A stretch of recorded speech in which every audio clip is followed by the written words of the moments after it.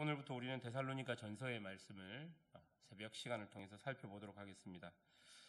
사도행전 17장을 보면 바울이 제2차 선교 여행 때 데살로니가에서 복음을 전한 기사들이 나오게 됩니다. 바울은 여기에서 새 안식일 동안 회당 안에서 예수가 그리스도라는 복음을 전하게 됩니다. 그로 인해서 사도행전 17장 4절을 보면 그 중에 어떤 사람 곧 경건한 헬라인의 큰 무리와 적지 않은 기부인도 고난을 받고 바울과 실라를 따르나라고 기록합니다. 그곳에서 복음의 능력이 나타났고 유대인뿐만 아니라 이방인들도 복음을 듣고 믿었다라고 말합니다. 하지만 바울과 그 일행은 유대인들이 고용한 불량배로 인해서 오랜 시간 데살로니가에 머물지 못하고 그곳을 떠나 베레아로 가게 되는 것이죠. 그 후에 데살로니가 교회는 생겨난 지 얼마 되지 않은 교회로서 여러 가지 핍박 속에 있었고 바울은 길이 열리는 대로 다시 데살로니가로 돌아가고 싶었지만 사단의 방해로 가지 못한다라고 이야기합니다. 그리고 바울이 아테네에 이를 무렵 바울의 제자인 디모데를 데살로니가로 보내어 성도들의 상태를 확인하고 위로하게 되는 것이죠. 그렇게 데살로니가 성도들을 만나고 돌아온 디모데는 데살로니가 교회가 어려움 속에서 강건하게 믿음을 지키며 교회로서 살아가고 있다는 보고와 함께 교회가 바울에게 질문한 것들을 이야기하고 거기에 대한 답변을 적어 보낸 것이 데살로니가 전서의 내용이 되는 것입니다. 오늘부터 우리는 이 데살로니가 전서를 통해 어렸지만 강인했던 데살로니가 교회의 모습을 살펴봄으로써 믿음의 본을 받는 그런 시간이 되었으면 좋겠습니다. 우리가 첫 번째로 살펴볼 것은 하나님 아버지와 그리스도 안에 있는 데살로니가 교회의 모습입니다. 1절을 보면요, 바울은 데살로니가 교회를 하나님 아버지와 그리스도 안에 있는 교회라고 이야기합니다. 여기서 안에라는 표현은 바울에게 아주 중요한 표현입니다. 이 표현의 어떤 공간적인 의미로 살펴보자면 데살로니가 교회가 하나님과 예수님 앞에 살고 있다는 의미입니다. 그러니까 우리가 잘 알고 있는 코람데오의 삶을 살고 있는 교회라는 의미가 포함되어 있습니다. 또한 이 안에라는 이 단어의 두 번째 의미는 이 교회의 출생이 하나님과 예수님으로 인함이라는 의미가 있습니다. 그러니까 이 데살로니가 교회는 그 누구의 노력으로도 출생된 교회가 아니라 오직 하나님과 예수 그리스도의 그 은혜로만 이 교회가 탄생되었다라는 의미입니다. 이렇게 탄생된 데살로니가 교회는 하나님 앞에서 생활하고 하나님 앞에서 존재했던 교회라는 것입니다. 이 표현이 바로 하나님 아버지와 그리스도 안에 있는 교회라는 표현입니다. 그런데 여러분, 사실 데살로니가 교회 상황만 놓고 보자면 이 교회는 그렇게 녹록한 상황이 아니었습니다. 바울과 그 일행들이 데살로니가에서 쫓겨난 이후 교회에는 변변한 지도자가 없었습니다. 이 변변한 지도자가 없는 상황에서 그 모든 폭풍을 감당해내야 했던 교회이고 또한 여러 가지 핍박의 상황들이 그들에게 엄청나게 많이 있었을 것입니다.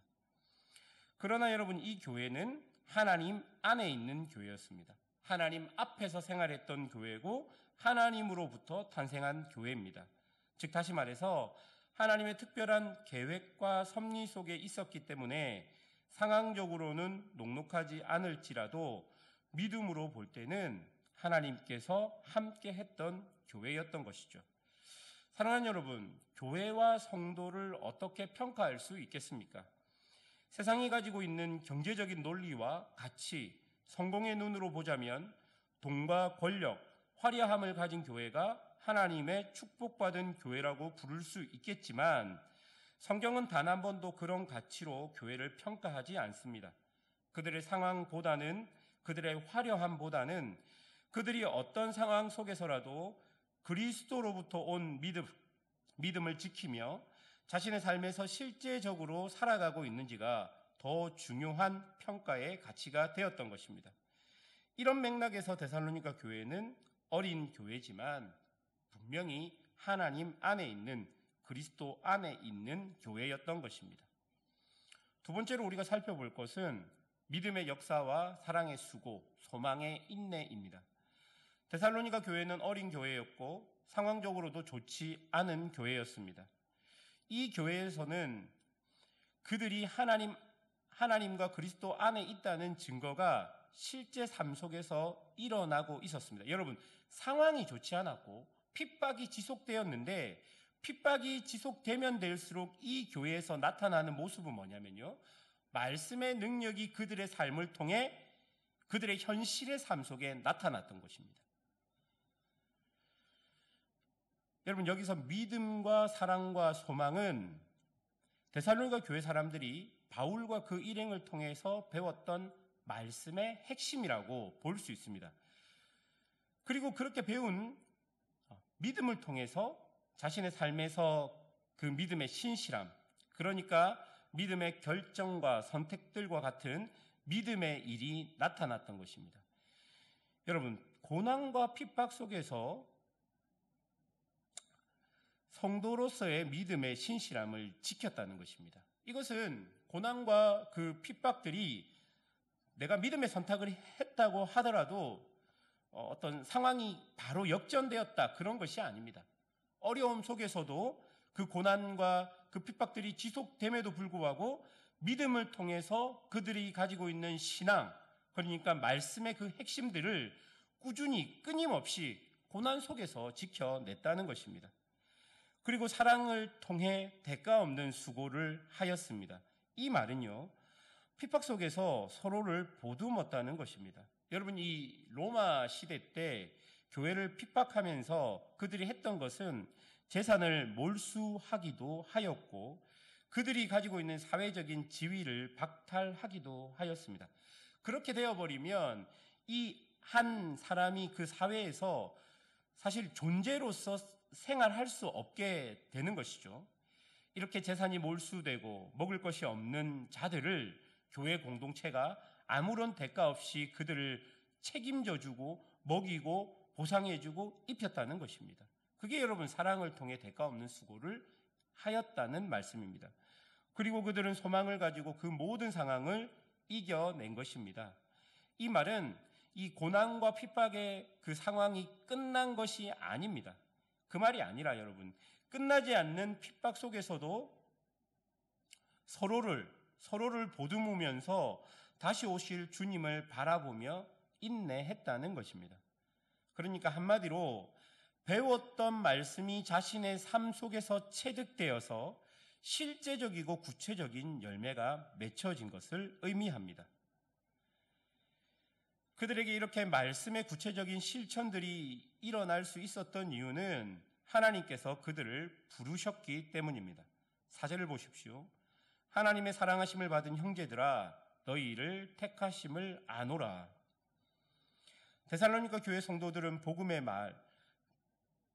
데살로니가 교회 성도들에게 복음은 말이 아니었고 능력과 성령과 큰 확신이었습니다. 그들은 그렇게 하나님께서 바울을 통해 자신들에게 준 복음을 가지고 바울이 그랬듯이 많은 고난과 환난 속에서도 복음의 능력을 믿었고 성령의 도우심을 믿었습니다. 여러분, 그들의 이 모든 것들은 하나님께서 그들을 선택해서 부르셨기 때문에 그들 안에서 나타난 믿음입니다. 그리고 이러한 복음의 능력은 데살로니가 교회를 통해 마게도냐와 아가야 등 여러 곳들로 퍼져서 믿음의 길을 가는 교회들에게 위로가 되었고 격려가 되었던 것입니다. 사랑하는 여러분, 어떤 성경학자들은 이것을 두고 믿음의 아름다운 사이클이라고 말합니다. 바울의 헌신과 수고를 통해서 데살로니가 교회에 참된 복음이 말이 아니라 능력으로 나타났고, 그리고 그들의 삶을 통해서 말씀을 붙들어서 믿음의 역사와 사랑의 수고와 소망의 인내가 나타났다면, 어떤 시련 속에서도 택하심을 받은 자로 살아가고 있는 모습이 나타났다면, 이것이 데살로니가 교회의 이런 모습이 다른 교회에게 본이 되고, 그리고 그 본을 받은 교회가 또 그런 삶들을 통해서 또 그런 모습들이 다른 교회에게 본이 된다는 것입니다. 그리고 이것이 바로 복음의 능력이라는 것입니다. 사랑하는 여러분, 우리에게도 이런 복음의 능력이 나타나야 하는 것이죠. 말씀을 들었다면 우리의 실제 삶 속에서 믿음의 역사들이 나타나고 사랑의 수고들이 나타나고 소망의 인내들이 나타나야 할 것입니다. 그리고 이런 모습들을 통해서 나의 이런 모습들을 통해서 내 곁에 있는 성도들이 위로를 받고 격려를 받아야 합니다. 우리 교회 안에서의 이런 모습들을 통해서 우리 주변에 있는 교회들이 위로를 받고 격려를 받아야 하는 것이죠. 내 삶을 통해 말씀이 실천되고 그 말씀의 능력이 나타나 세상에 그 어떤 가치보다 더욱더 귀하게 하나님의 말씀이 우리의 삶의 기준이 되어야 하는 것입니다. 그렇게 살아가는 성도들이 바로 하나님의 부르심을 받은 성도일 것입니다. 사랑하는 여러분, 교회는 2000년 동안 핍박 속에 있었습니다. 교회는 단 한 번도 핍박이 없었던 적이 없었다고 교회 성경 역사학자들은 말을 하고 있습니다.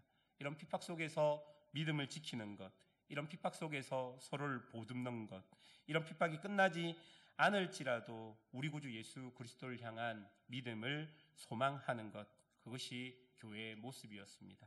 이런 모습들이 오늘 우리의 삶에서, 우리 교회 안에서, 내 안에서 그렇게 일어나기를 주님의 이름으로 축원합니다. 기도하겠습니다.